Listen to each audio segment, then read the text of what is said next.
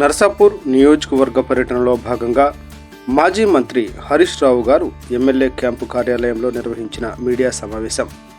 ఈ సందర్భంగా మాట్లాడుతూ, కోడెలను కాపాడడం ప్రభుత్వానికి చేతకాకపోతే బీఆర్ఎస్కు కోడెల సంరక్షణ బాధ్యత అప్పగించండి, మేము కాపాడుకుంటాం. రేవంత్ రెడ్డి నిర్లక్ష్య వైఖరి వల్ల రాష్ట్రానికి అరిష్టం జరుగుతుంది. రాష్ట్ర ప్రభుత్వం రైతు బంధు కింద ఎకరాకు 18,000 రూపాయలు రైతులకు బకాయి పడింది.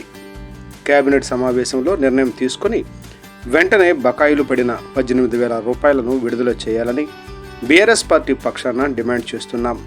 నోరు కట్టుకుంటే ఏడాదిలో 40,000 కోట్ల రుణమాఫీ పూర్తి చేస్తానన్నావు, మరి ఎందుకు నోరు కట్టుకోవడం లేదు రేవంత్ రెడ్డి? వడ్ల కుప్పల మీద రైతుల ఊపిరి ఆగిపోతుంటే ఈ ప్రభుత్వానికి అందాల పోటీల మీద ఉన్న శ్రద్ధ రైతులపై లేదు. సన్నవడ్లకు రాష్ట్ర ప్రభుత్వం 1,100 కోట్లు బకాయి పడింది. వెంటనే రైతులకు 1,100 కోట్ల బకాయిలు విడుదల చేయాలంటే బీఆర్ఎస్ పార్టీ పక్షాన డిమాండ్ చేస్తున్నాం.